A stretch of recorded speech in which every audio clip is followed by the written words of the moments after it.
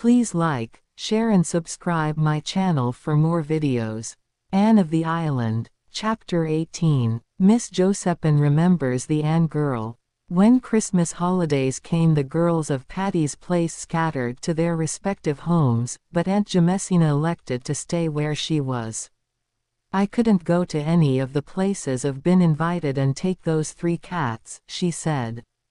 And I'm not going to leave the poor creatures here alone for nearly 3 weeks. If we had any decent neighbors who would feed them I might, but there's nothing except millionaires on this street. So I'll stay here and keep Patty's Place warm for you. Anne went home with the usual joyous anticipations, which were not wholly fulfilled. She found Avonlea in the grip of such an early, cold, and stormy winter as even the oldest inhabitant could not recall. Green Gables was literally hemmed in by huge drifts. Almost every day of that ill-starred vacation it stormed fiercely, and even on fine days it drifted unceasingly. No sooner were the roads broken than they filled in again. It was almost impossible to stir out. The Avis tried, on 3 evenings, to have a party in honor of the college students, and on each evening the storm was so wild that nobody could go, so they gave up the attempt in despair. Anne, despite her love of and loyalty to Green Gables, could not help thinking longingly of Patty's Place, its cozy open fire, Aunt Josephine's mirthful eyes, the 3 cats, the merry chatter of the girls, the pleasantness of Friday evenings when college friends dropped in to talk of grave and gay. Anne was lonely. Diana, during the whole of the holidays, was imprisoned at home with a bad attack of bronchitis. She could not come to Green Gables, and it was rarely Anne could get to Orchard Slope, for the old way through the haunted wood was impassable with drifts, and the long way over the frozen lake of shining waters was almost as bad. Ruby Gillis was sleeping in the white-heaped graveyard. Jane Andrews was teaching a school on western prairies. Gilbert, to be sure, was still faithful, and waded up to Green Gables every possible evening. But Gilbert's visits were not what they once were.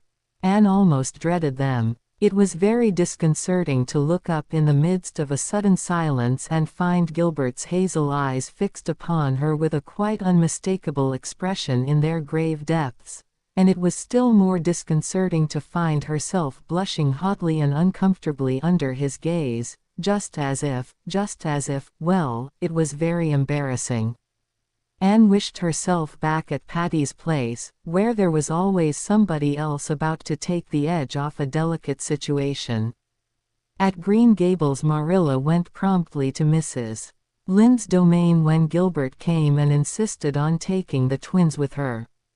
The significance of this was unmistakable, and Anne was in a helpless fury over it. Davy, however, was perfectly happy. He reveled in getting out in the morning and shoveling out the paths to the well and henhouse. He gloried in the Christmas-tide delicacies which Marilla and Mrs.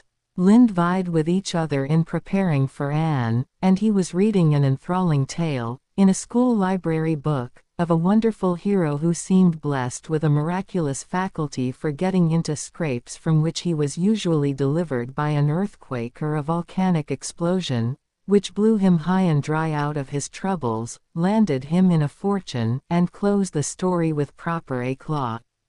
"I tell you it's a bully story, Anne," he said ecstatically. "I'd ever so much rather read it than the Bible." "Would you?" smiled Anne. Davy peered curiously at her. "You don't seem a bit shocked, Anne." Mrs. Lynde was awful shocked when I said it to her. "No, I'm not shocked, Davy.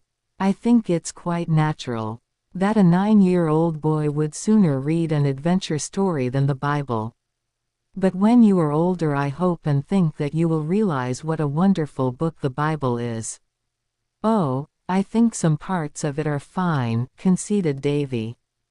"That story about Joseph now, it's bully. But if I'd been Joseph the first wouldn't have forgive the brothers.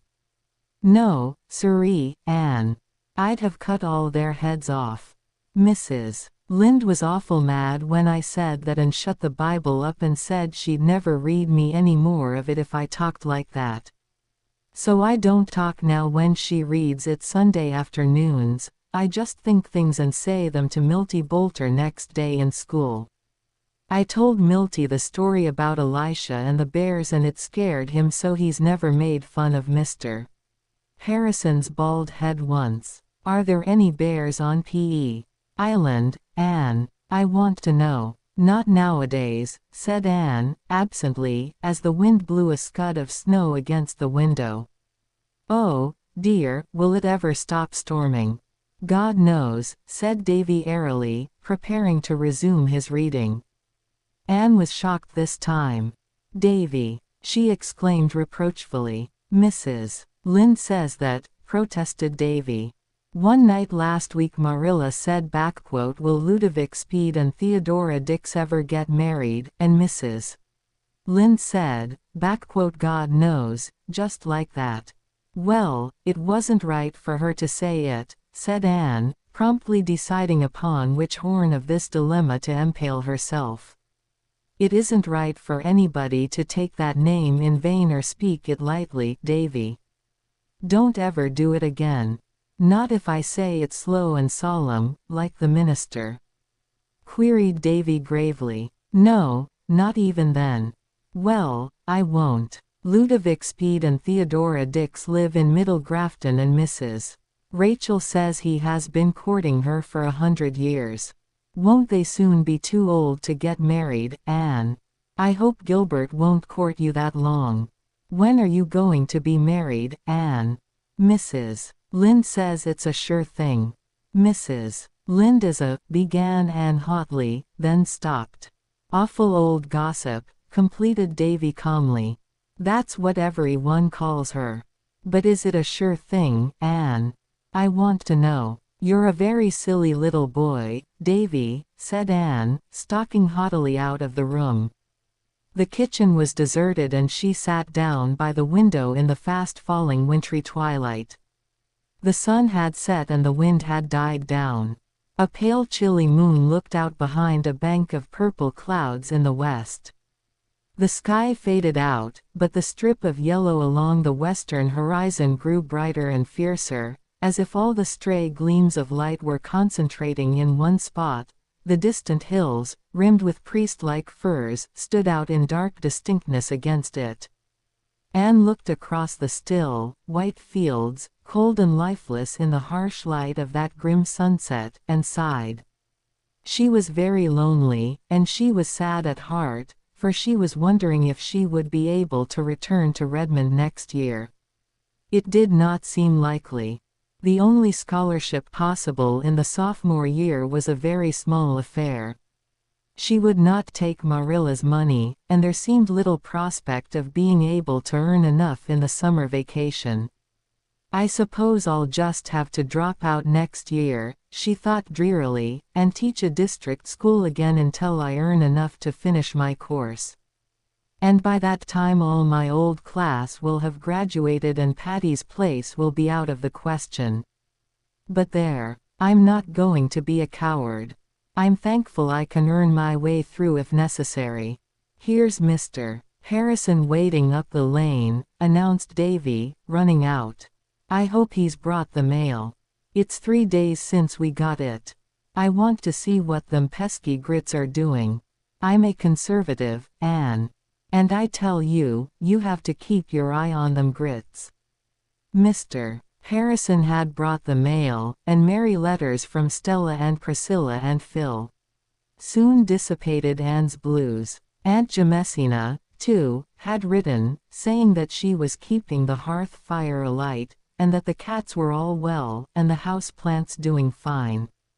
The weather has been real cold, she wrote, so I let the cats sleep in the house, Rusty and Joseph on the sofa in the living room, and the Sarah cat on the foot of my bed.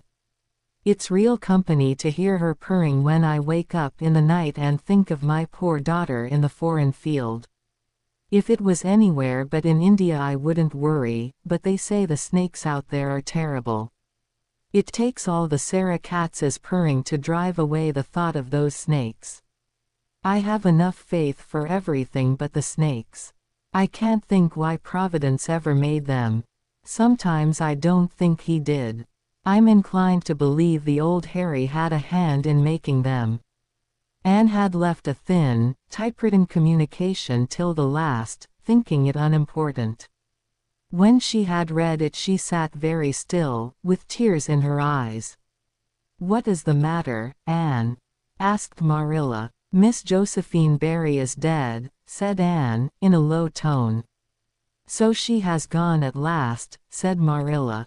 "Well, she has been sick for over a year, and the Barrys have been expecting to hear of her death any time.